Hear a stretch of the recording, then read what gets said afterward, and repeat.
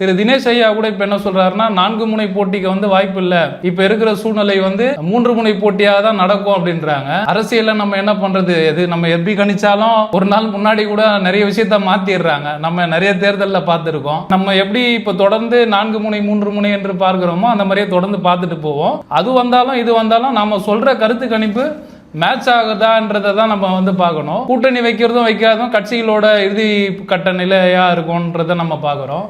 அப்படி பார்க்கும்போது இந்த தொகுதியில் 4 முனை போட்டி அப்படின்றது திமுகவுக்கு வெற்றி வாய்ப்பை உருவாக்கி தரும். அதே நேரத்தில் இந்த தொகுதியில் பார்த்தீங்கன்னா 2வது இடம் அதிமுக கைவிடலாம், அப்படி இல்லைன்னா அதிமுக 2வது இடத்துக்கு வர்றது கூட கொஞ்சம் சந்தேகத்துக்குரிய விஷயமா இருக்கும். ஏன்னா இந்த தொகுதியில் வாய்ப்பு கொடுப்பாங்க. ஏன்னா அடித்தட்டு மக்கள் இருக்காங்க, நடுத்தட்டு மக்கள் இருக்காங்க, உழைக்கும் மக்கள் இருக்காங்க, மேல்தட்டு மக்கள் இருக்காங்க. இந்த தொகுதி திமுக கைப்பிடிக்கும்ன்றது இந்த 4 முனை போட்டியில் ஏன் சொல்றேன்னா, எதிரணிகள் ஒரு கூட்டணியில் மொத்தமாக இருந்தாங்கன்னா ஒரு ஆளுமையில் இருக்கிற ஒரு கட்சியை வீழ்த்துறது எளிதா இருக்கும்.